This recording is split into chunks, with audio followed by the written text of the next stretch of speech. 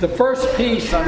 Emergency, man. I want to make sure if you're framed. Oh, you're beautiful. Okay, how about that? The first piece I'm going to read gives a little background to my artistic life, and it leads a little bit more into my second piece in terms of my capability of assessing other artists. This first piece is entitled Provincetown. My life's adventure to come was not dreamed of the beginning of that Southern art study year. The unfolding sought after those early months was spurred on by the beauty of two fellow student paintings so depicting life's reality. The light, color, and structure accomplished in those first scene works riveted my attention. I could not let it go. A life dedication to painting and teaching the wonders of our visual world was their teacher, Henry Henchy. To study with, practice, and absorb I had to do. I had to go.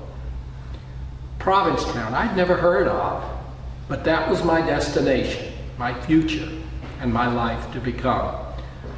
On Commercial Street, I earned to stay those summers and winters of study at the Cape School of Art doing portrait sketches. Two worlds so different, yet so close. Mornings were spent learning to capture light's beauty, bathing across nature's reality. Afternoons through evenings, sketches on the street, meeting a myriad of souls whose lives so contrasted my own. A rapist I recognized one evening, his misdeeds dealt with the next days. To what degree I never knew. A girl I saw so often on the street, so pretty, and then gone forever from an overdose. Open to humanity I became, and so benefited from those contacts of those 60s and 70s years of free living. Hard it was, but worthy the learning, the street life, my fellow comrades, the intimacy of times and the many journeys that were taken. I stumbled and fell, but picked up myself, lessons learned. My painting study forward did go. Not about a degree of sorts, but about that path of art's life's learning, starting down the travel course of energized direction that only leads to higher ground. To this day, I travel on.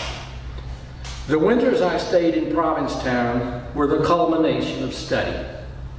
After studio painting those midday hours, I would listen to my teacher talking of art things so blessed throughout history.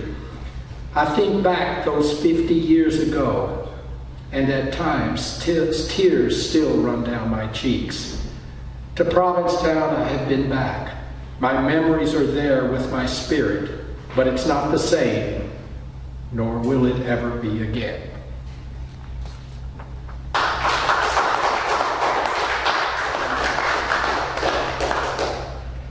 This next piece is something that just happened.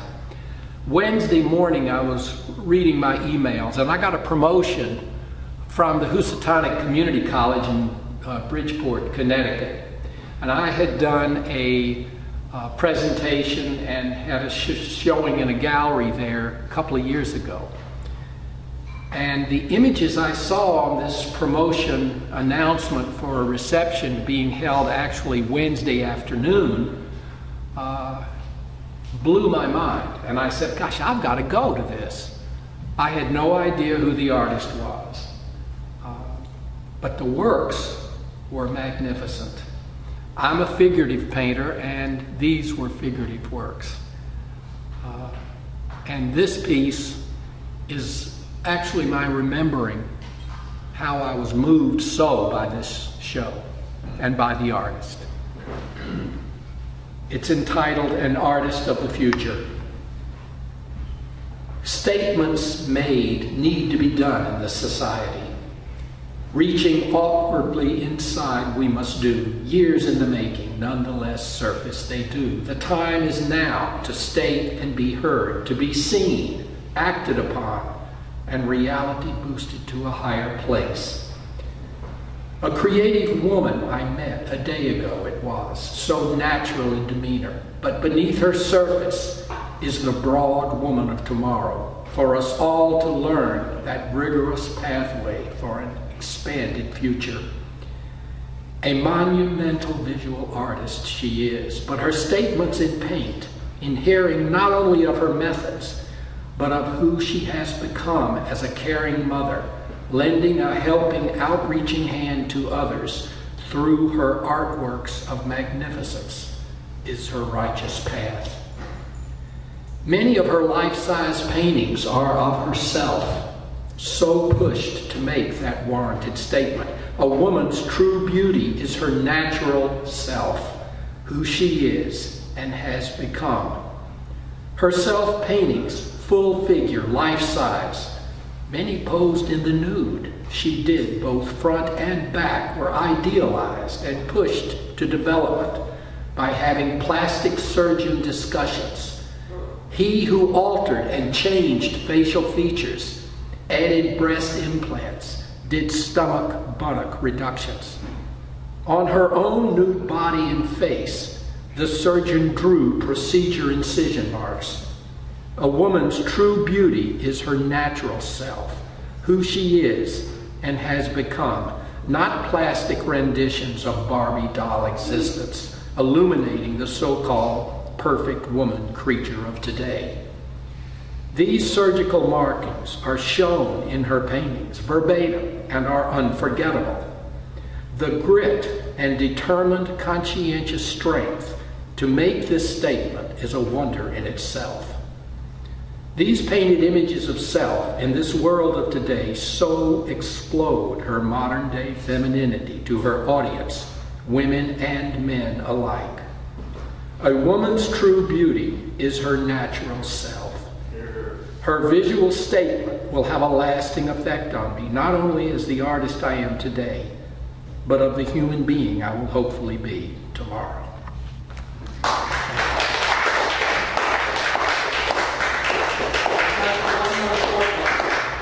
Well, I've got it's a relatively short piece. I hope I can get through it without being thrown out. But this piece, I did a short story a couple of years ago. This is different, but somewhat similar. It's entitled, I Have No Name.